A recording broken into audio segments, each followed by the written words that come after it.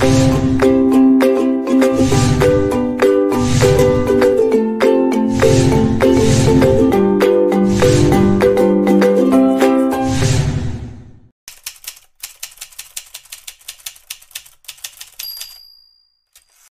voulais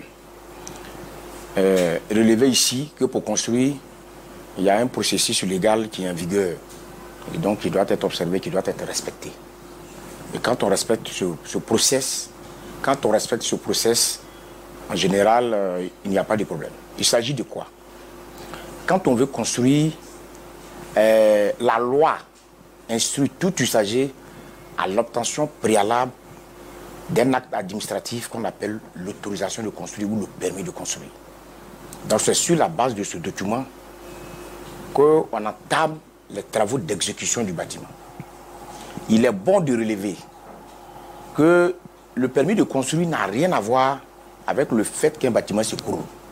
Un bâtiment peut faire l'objet d'un permis de construire ou pas et peut s'écrouler. Le bâtiment s'écroule parce que il n'a pas été exécuté dans les règles de l'art. Le bâtiment s'écroule parce que les précautions techniques exigées en la matière n'ont pas été respectées.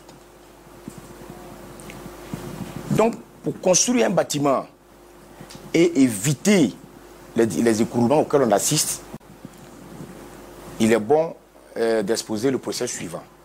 1. Il faut avoir le permis de construire. Ce qui suppose que le projet est conçu par un architecte agréé inscrit au tableau de l'ordre des architectes de la Côte d'Ivoire. C'est très important.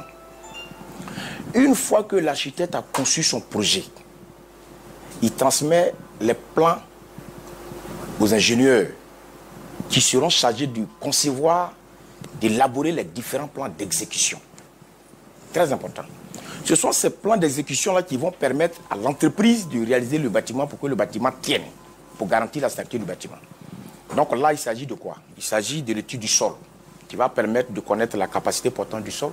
Et sur la base de cette étude du sol et des plans d'architecte, de ces architectes que l'architecte a transmis au bureau d'études, les ingénieurs vont faire ce qu'on va faire, les notes de calcul, les études béton.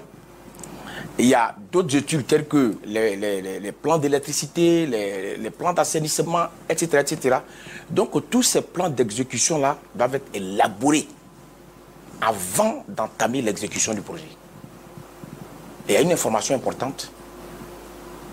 Il faut un bureau de contrôle. Le bureau de contrôle aura pour mission de garantir la bonne exécution de l'ouvrage en termes de mise en œuvre. Il a aussi pour mission, à travers des laboratoires, de tester les matériaux qui sont utilisés sur le terrain. Parce que si les matériaux utilisés dans la mise en œuvre du projet sont des matériaux de mauvaise qualité, ça peut aussi justifier l'écoulement du bâtiment. Donc il y a la qualité, la bonne qualité des matériaux, et il y a la bonne mise en œuvre de l'exécution des travaux du bâtiment. Voilà en gros ce qui justifie l'écoulement du bâtiment.